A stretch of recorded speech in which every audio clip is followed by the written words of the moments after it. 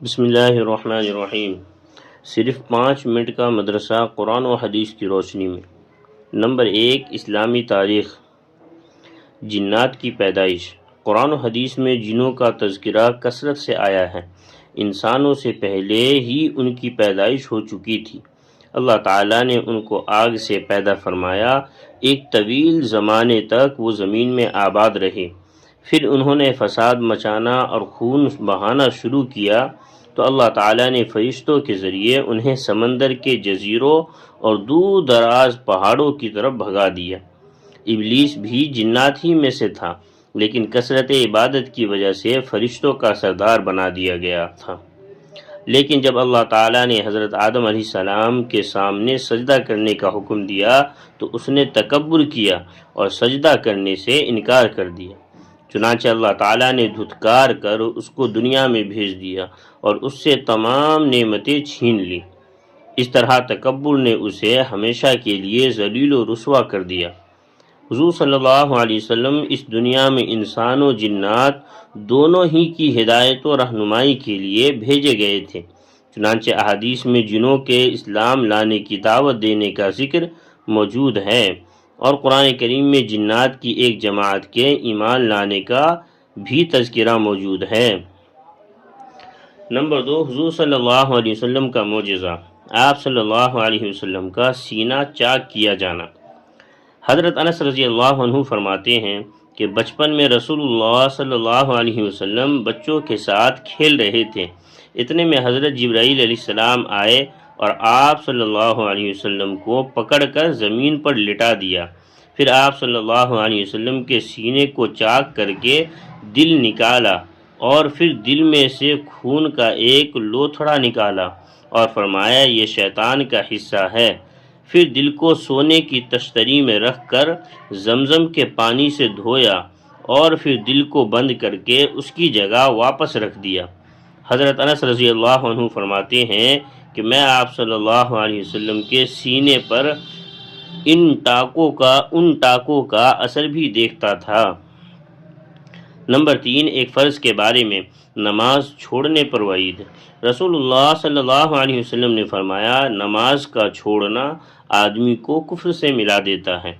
ایک دوسری حدیث میں آپ صلی اللہ علیہ وسلم نے فرمایا ایمان اور کفر کے درمیان نماز چھوڑنے کا فرق ہے۔ نمبر 4، ایک سنت کے بارے میں ہدایت کے لیے دعا۔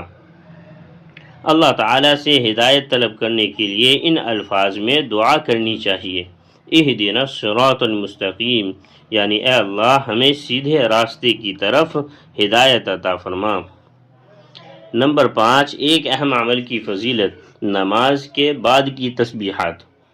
رسول اللہ صلی اللہ علیہ وسلم نے فرمایا جو شخص ہر نماز کے بعد 33 مرتبہ سبحان اللہ، 33 مرتبہ الحمدللہ، 33 مرتبہ اللہ اکبر، یہ 99 مرتبہ ہوئے، اور لا الہ الا اللہ وحدہ لا شریک لہ، لہ الملک و لہ الحمد وہو علی کل شیء قدیر، یہ مل کر 100 ہوئے، پڑھے گا تو اس کے گناہ معاف ہو جائیں گے خواہ سمندر کے جھاگ کے برابر ہو۔ نمبر 6، ایک گناہ کے بارے میں اسلام کے علاوہ کوئی دین مقبول نہیں۔ قرآن میں اللہ تعالیٰ فرماتا ہے جو شخص اسلام کے علاوہ کسی دوسرے دین کو پسند کرے گا تو اس کا وہ دین ہرگز قبول نہ کیا جائے گا اور وہ آخرت میں نقصان اٹھانے والوں میں شمار ہوگا۔ نمبر 7، دنیا کے بارے میں کافروں کے مال سے تعجب نہ کرنا۔ قرآن میں اللہ تعالیٰ فرماتا ہے تم ان کافروں کے مال اور اولاد سے تعجب میں مت پڑنا، کیونکہ اللہ تعالیٰ دنیا ہی کی زندگی میں ان کافروں کو عذاب میں مبتلا کرنا چاہتا ہے، اور جب ان کی جان نکلے گی تو کفر کی حالت میں مریں گے۔ نمبر 8، آخرت کے بارے میں قبر کے 3 سوال۔ ایک مرتبہ رسول اللہ صلی اللہ علیہ وسلم نے فرمایا مومن بندہ جب قبر میں پہنچتا ہے تو اس کے پاس 2 فرشتے آتے ہیں اور اس کو بیٹھاتے ہیں اور پھر اس سے پوچھتے ہیں کہ تیرا رب کون ہے؟ وہ کہتا ہے میرا رب اللہ ہے۔ پھر پوچھتے ہیں تیرا دین کیا ہے؟ وہ کہتا ہے میرا دین اسلام ہے۔ پھر پوچھتے ہیں تمہارا نبی کون ہے؟ وہ کہتا ہے محمد صلی اللہ علیہ وسلم۔